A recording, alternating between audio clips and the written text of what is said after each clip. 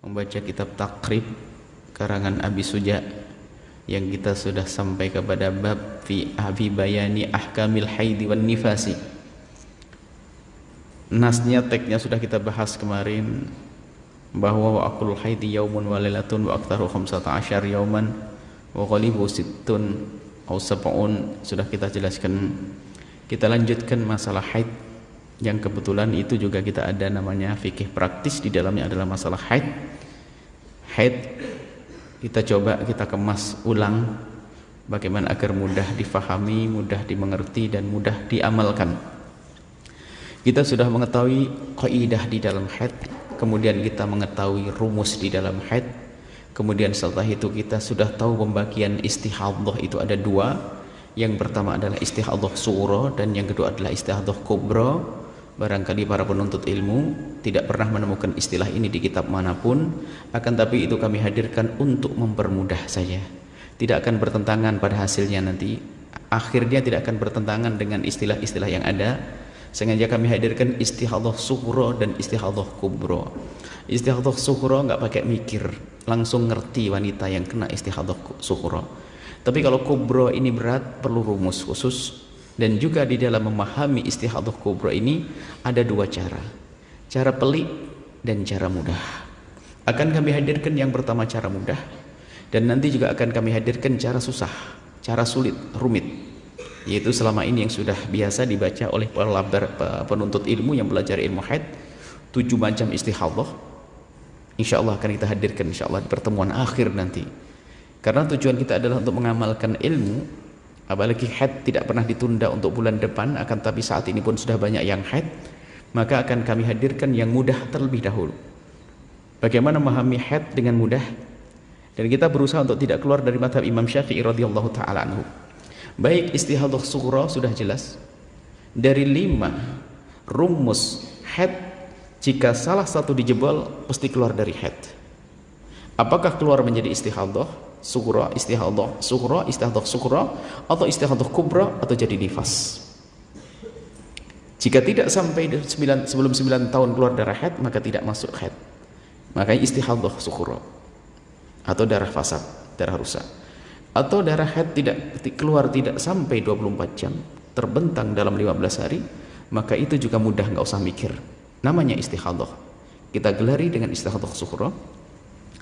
Atau orang yang keluar darah haid sebelum berlalunya suci 15 hari, sebelum didahului oleh suci 15 hari, maka kok ternyata haid 10 hari, berhenti darah haid 10 hari, baru berhenti 10 hari kok ternyata keluar darah lagi, maka darah berikutnya ini adalah istihadhah sughra, karena darah keluar sebelum melewati 15 hari suci. Ini rumus sudah jelas. Kemudian yang keempat adalah jika darah lebih dari 15 hari, maka inilah istihadhah kubra. Adapun yang kelima, jika darah didahului oleh kelahiran, maka itu namanya darah nifas. Seperti itulah, makanya rumus harus hafal. Tidak akan mengerti dan tidak akan faham haid yang akan kami jelaskan kalau tidak bisa menghafal rumus yang 5. Rumus yang 5 itu sudah kayak orang menghafal Pancasila gitu. Harus hafal betul tuh, rumus yang 5 dan faham.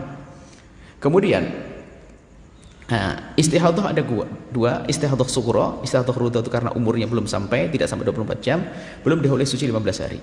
Kemudian istihadhah kubra itu yaitu jika darah melebihi 15 hari, maka istihadhah kubra syaratnya 2. Itulah yang nanti dengan cara yang pelik menjadi 7 macam istihadhah nanti.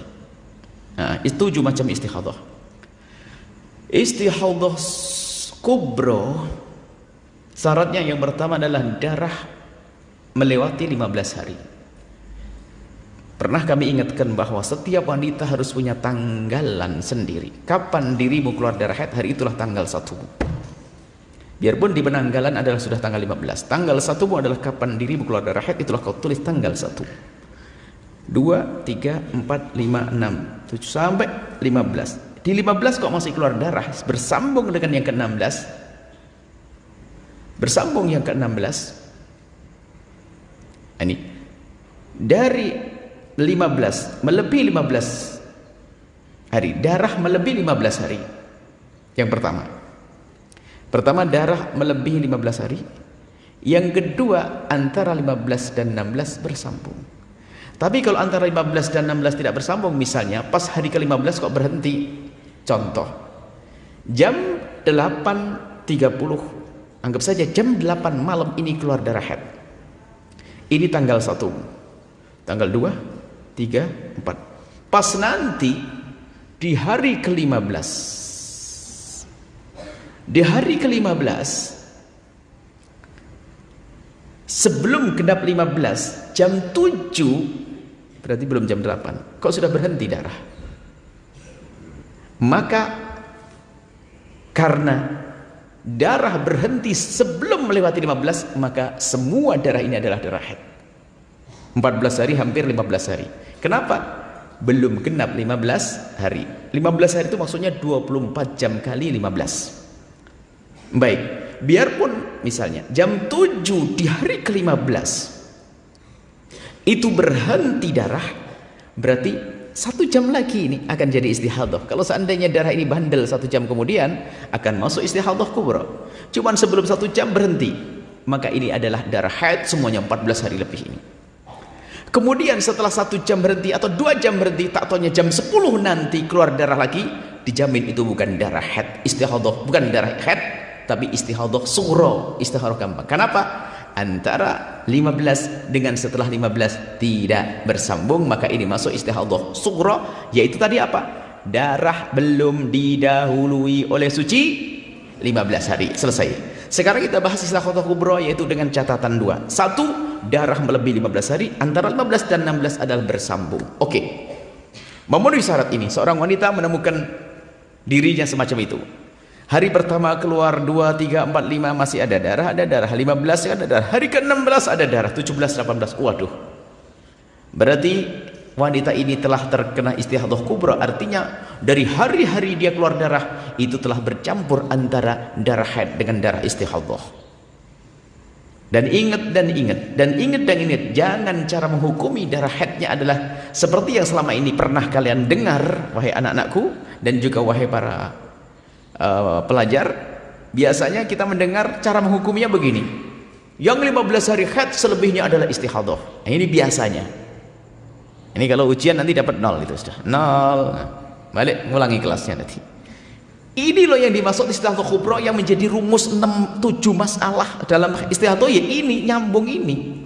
Bukan 15 dijadikan haid selebihnya lalu istihadah, bukan. Tapi sayangnya pelajar-pelajar haid banyak yang salah di sini. Jadi kalau 15 ke 16 itu nyambung, maka jawabnya adalah ini darah kena, darah telah bercampur, darah haid bercampur dengan istihadah. Dengan istilah kita apa? Istihadah kubra.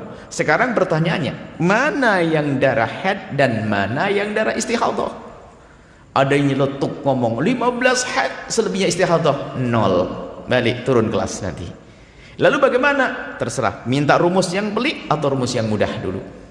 Kalau pelik, ayo kita hadirkan yang pelik, nanti akan kita hadirkan. Cuman kita tidak hadirkan rumus yang pelik, kita pinggirkan rumus yang pelik, yang susah, kita hadirkan rumus yang mudah dulu. Dan Anda tidak usah khawatir, ini tidak akan keluar dari mazhab Syafi'i. Baik, bagaimana untuk mengetahui mana darah haidnya, mana darah istihadahnya?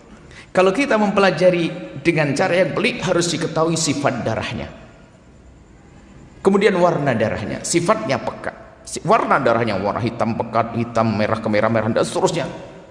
Sampai 5 warna, ada sebagian mengatakan 7 warna, ada warna hijau. Macam-macam darah hijau.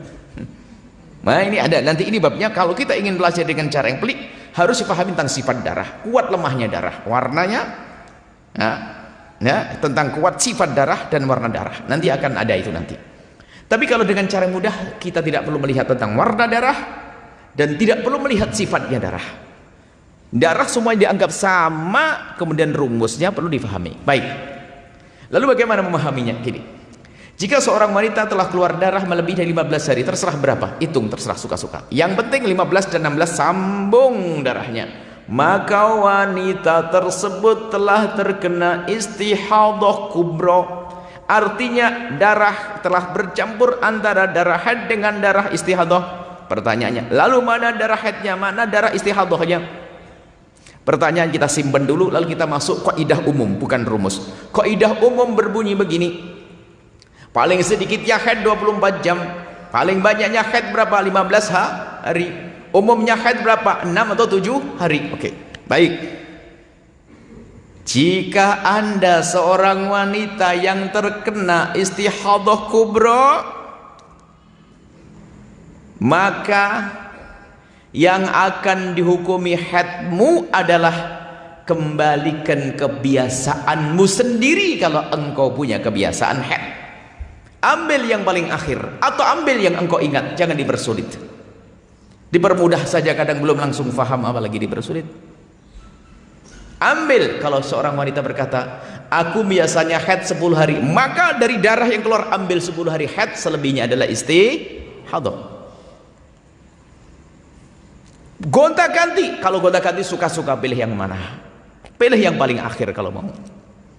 Karena semua disebutkan al-adah tathbutu bil marrati. Dalam fikih kita disebutkan kebiasaan itu bisa tetap dengan sekali kejadian. Artinya itu semua kebiasaan, punya kebiasaan sesaat, kadang 7, kadang 8, kadang 10. Ambil satu. Cuman yang paling enak diambil yang paling belakang, paling dekat dengan masa haidnya hari ini. Anggap saja 10 hari, ambil 10 hari haidmu. Selebihnya adalah istihadah.